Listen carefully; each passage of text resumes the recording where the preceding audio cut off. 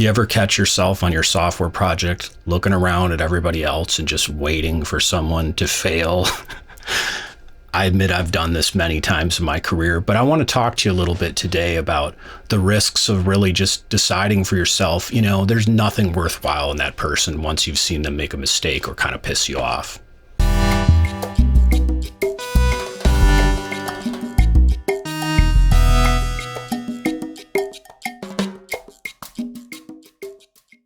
Hi, I'm Jamie, and at Healthy Software Developer, I want to help you have a sustainable career in software development where you don't get burned out, you don't get pushed around by managers and other people who don't really understand software development, and you can just have a great balance between your career and your life. When I started out developing software about 25 years ago, I was a partier and I was a musician. I played in a band. I had no real aspirations for making it in the world, so to speak. I was still living with my parents, but after going to college and having a girlfriend, I wanted to provide for myself. And so suddenly getting a job where I could support myself was important. However, when I started my job, when I first got in there, I wasn't particularly ambitious. I thought programming was cool. I wanted to learn it. I wanted to make a living. But I wasn't really worried too much about, making more money than other people or moving ahead or getting promotions. I was brand new and I honestly knew I was clueless at that point. But pretty soon, I started to get some promotions very early in my career. I've talked about this in some of my other videos. And, at first I would meet with my boss who gave me each promotion, and he'd take me out to lunch and we'd be sitting there and he'd be telling me, Jamie, you've done a really great job. The team really recognizes you for, everything you're bringing to the company. And so we want to, give you this reward. And I was grateful for it, but I was already making pretty good money. I mean, I'd worked at a pizza place before that. And so the money really wasn't driving me at that point. It was more just hearing from someone, wow, they think I did a great job. And it was kind of like, I felt like, cool, I'm finally finding, something in my life that, maybe I can have as a career, maybe I can have to support myself. However, if you fast forward about 8 years after that, I'd been at 2 different companies, I'd gotten 5 different promotions, and I was leading software projects at that point. And when I was leading the projects, as a lead, at least as technology goes, the kind of buck stops with you. Meaning if anything goes wrong, ultimately the manager above you or people above them typically look to you to resolve it. And I did my best, but a lot of times I made mistakes. I got stressed out. I didn't really know how to lead. I mean, I was technically good at writing software, but I had very few people skills. I've talked about this all over the channel. I didn't really know how to inspire and lead people at all.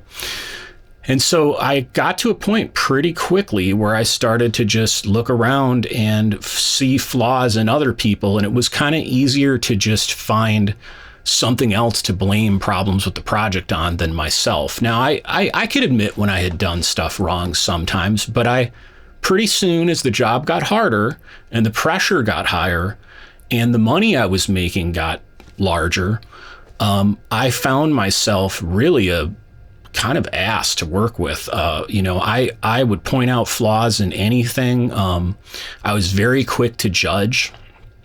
If somebody else, that I didn't know really well seemed kind of cocky or didn't seem like they liked me much, but they, made any kind of mistake, I would kind of behind their back, talk to someone else about how I didn't think they really knew what they were doing. I mean, again, after doing this 25 years, I can sit here and be honest about this stuff. At the time, it was really, I wouldn't have probably even seen how embarrassed I am now to admit that this is how I looked at a lot of things. But honestly, I was just super quick to judge.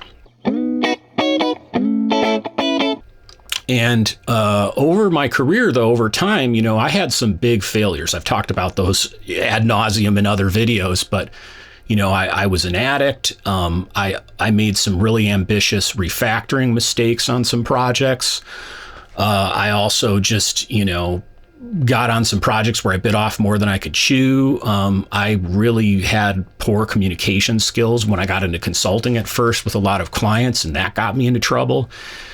And, 5 years ago when I started this channel, I suffered from serious burnout and, lost my job and lost a lot of money and everything I've shared with you so far on this channel.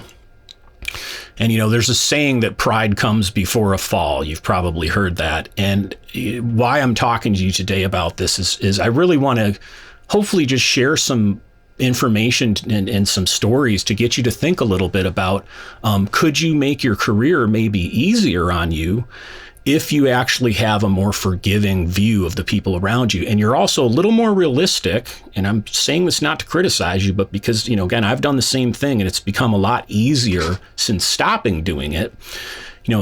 Could you maybe be a little more realistic about your own ability to make mistakes?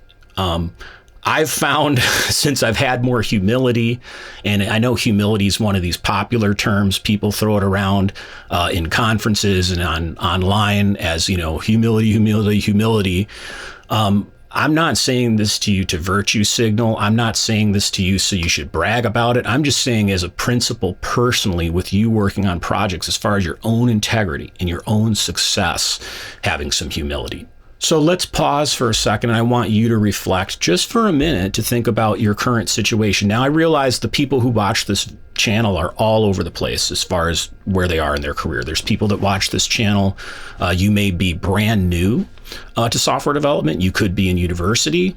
You could be maybe second, third year in. You could be 30 years in. But many of us do reach some point, and this might be, I'm talking to people that are maybe a little bit further in their career, but I also hope this really helps you if you're new to this. If you're at the stage of your career where you're starting to get some success, you're getting recognized for your achievements, you're getting promoted, you're making more money. Maybe you got an offer and left a company and joined another one. Maybe you're working for a FANG, company or some company that you feel is prestigious. Every time that I moved forward and I started to achieve something, it started to build more and more pride.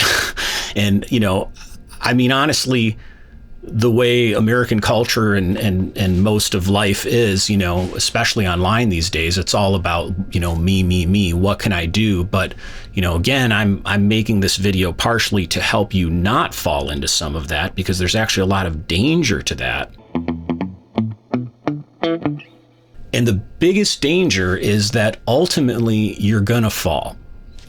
I fall. I'm going to tomorrow, a week from now, 3 months from now, this afternoon. Every one of us is going to make a mistake. I don't think we're often honest with ourselves on how vulnerable we really are to making mistakes.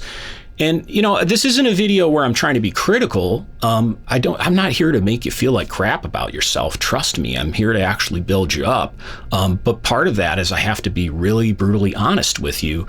And, I think when people are like, yeah, let's be forgiving of everyone else, but they're doing it sort of to, feel like they're a good person, that's not really going to help you and help your teams.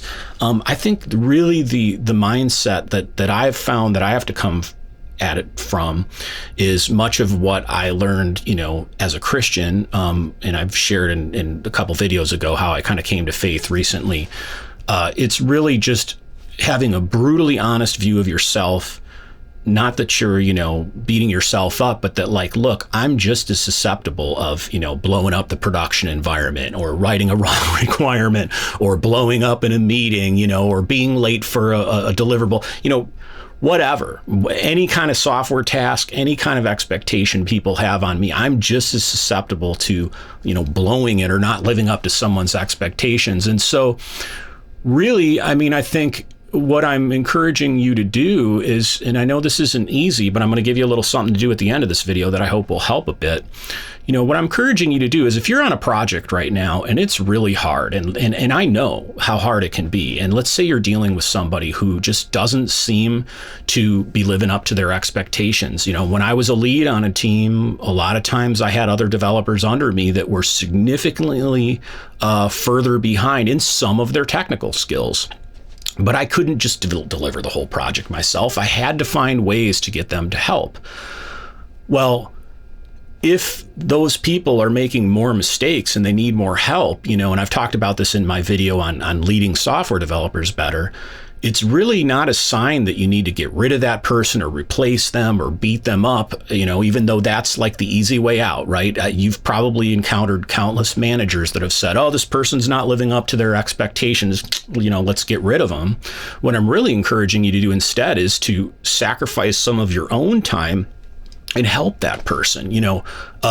It blows my mind that a lot of developers I've worked with over the years call themselves leads, especially when I got into consulting and I would just kind of work with other teams as an outsider and, watch their technical leadership. Sometimes they're calling themselves leads, but when somebody needs help, suddenly they just, throw them to the wolves. Basically, they're like, well, you better do something to deliver faster. And it's like leading is actually showing the person how to get there. And that takes time and that takes effort. So, this video, some of the people watching this, you might be watching this going, Jamie, I'm nowhere near leading a team yet. I don't know how this even applies to me. And that's cool. I don't make these videos for everybody. A lot of these videos, I think it might take people even a couple years till they're in a place where maybe it's applicable to them. But I guess if you're somebody who is not leading a team and you're looking at your lead and you're seeing them make mistakes, you don't feel like they're helping you enough. You feel like they're not communicating well enough with management. Maybe they're not defending your team well enough. You feel like they're putting you under a lot of unnecessary pressure. I just want to encourage you to remember someday you're going to be in that same position. And all the things that frustrate you, that you complain about, even if you do some of those things better, trust me. And I'm just, you could either trust me or not, but you're going to find that there's things you don't even know yet, if your experience is like mine, that you actually really suck at when you try to lead, and other people are going to see it in you. And, I think if you're more forgiving of other people, not only is it going to take the stress off you because you don't have just something to bitch about, it's easy to just, bitch about everybody else, but it's also going to put you in a position, I think, where, let's say you're at the same company or you're just, growing relationships with people on software projects. People are going to be more forgiving of you. They are, period. I think people pick up on if you're somebody who's really critical and quick to judge and quick to blame. Nobody is going to give you, extra space if you get into a situation where you need to be given that same freedom to fail and kind of learn.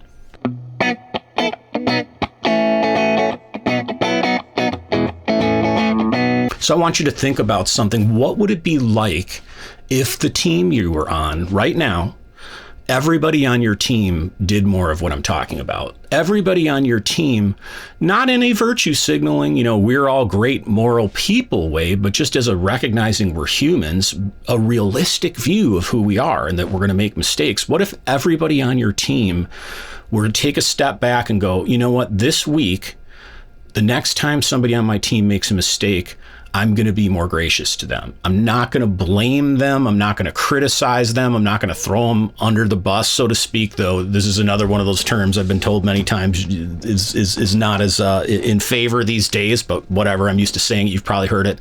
If somebody's going to just throw someone to be blamed instantly for, a mistake they made, what if we didn't do that? What if we were more calm? What if we were more forgiving? So why would we be more calm? Why would we be more forgiving? Well, I've talked about this in my video on making mistakes and forgiving people. But I think the biggest one is some of the best people I've learned from in my career have been the people who have fallen. The people who have blown it on a project. They've come back, learned from what they've blown, and all of a sudden had a really powerful skill. Or, sometimes people will fail at one thing on a project, but they're really strong in another. You've probably experienced managers who are really good at organizational skills, but they lack people skills, or they're great at dealing with people, but they're really unorganized. And, you can imagine as developers, we have all these trade-offs too, right? But I got a little activity for you to do. This is somewhat of an experiment, but I think this will be fun. Other people are going to watch this video in the future, and many of them are going to be from all walks of their career. And I hope that some of the people who watch this video, it really does encourage them, and I can only do so much. So I want to ask you to try doing something in the comments this time. Think about somebody you knew on a project who really blew it, some sort of big failure they had on their project. And you were still working with them after that failure. Or maybe, you joined another company and they showed up at that company too, or something like that. But think about a time when things really turned around, when somebody who you saw make a big mistake, and it could be a personal mistake, it could be a work mistake, but let's try to keep it to software projects or culture if possible. And they just turned around, or you just realized, wow, they may have really blown it in this one area of this project, or this one thing I was expecting them to do, but in this other thing, they were really great. I want you to leave a comment with a little story about that. It can be very short, but there's a couple ground rules. The first one is, please don't mention them by name. You can replace their name. You can, do whatever you want, but keep them anonymous if you would, just for sake of kindness to the person. Second, I would really encourage you, and this is something I've had to do in my software project story videos too, is don't mention the name of the company they were at, or the project they were on, or the product you were building. I really would like as many people as possible that watch this to be able to actually participate in this. I've seen a lot of people create new YouTube accounts just to leave comments on my videos because of, fear of people seeing the comments. Hey, whatever you got to do, you got to do. But the reason I'd like you to do this is, first of all, just to remind yourself of how people can turn around. Second of all, I think it's really going to encourage people if you're in a place, somebody else watching this video, maybe you don't have a good story, but maybe you're watching this video and you're in a place where you've really failed, and at work you're feeling pretty low. You're feeling like, man, people are never going to forgive me. I'm never going to live this down. I hope that reading some of these comments that y'all are going to leave are going to really help encourage people. Wait a minute, here's a whole bunch of stories of people that blew it, and they came around and people recognize them. Maybe I shouldn't be beating myself up so much. Maybe I need to trust more that the people around me, even if they're being bitchy or critical, or maybe they're still, commenting on that, production bug I let through or whatever it was, that's not the end of how they're going to see me. I think sometimes I've been on projects and people are in a really dark, difficult spot simply because they don't think people value them because of one mistake they've made. And it's really up to us. We have to start to work together in a way that we don't let each other feel like that's the case. So in the next video, I want to talk to you about the 4 pillars of a healthy software career. I told you in my last video, I've been career coaching a lot of developers lately. And one of the things that I've kind of stumbled on, I'll talk about this in the next video, and this is no rocket science, this is very simple, is there's really just kind of 4 main motivations that I feel like as, technologists, product managers, DevOps, Scrum masters, developers, whatever your position is in IT or in tech, there's sort of like these 4 main things that it feels like we always desire. And this is from talking to a lot of people and helping them online through career coaching. And I want to share what I found with that. And I think it'll be helpful because it'll give you just some different perspectives and ways to look at your career that might help you realize, maybe the reason I'm not is happy with my career right now is because I'm focusing on one of those pillars and I didn't even think about these 2 other ones. That tends to be the case when I work with people. So that's it. Thanks for watching this video. I'm looking forward to, I have so much other stuff to share with you, but I thought this is an important topic. I want to talk to you about this mostly because, as you know from most of my other videos, I've made some really big mistakes in my life, and I'm sitting here trying to teach you how to have a healthy career. And I can't be honest with you if I try to act like I'm going to teach you how to have a healthy career, and I've always had a healthy career. I have not always had a healthy career. I've made a lot of mistakes. I've made unhealthy decisions, but sometimes the way we learn is through doing it wrong first. And I hope that that's not the case for you, and that's why I make these videos. So thanks again for watching.